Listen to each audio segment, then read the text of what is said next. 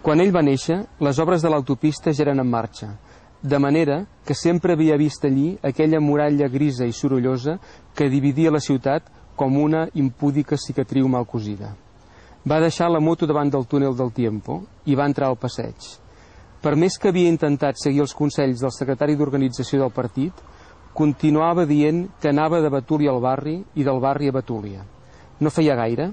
havia circulat per l'Ajuntament la fotocòpia d'un article que profetitzava que en pocs anys Sant Adrià, Santa Coloma i Betúlia desapareixerien per convertir-se en nous districtes de Barcelona. Per als betulians de tota la vida, plantejar aquestes qüestions era com una traïció,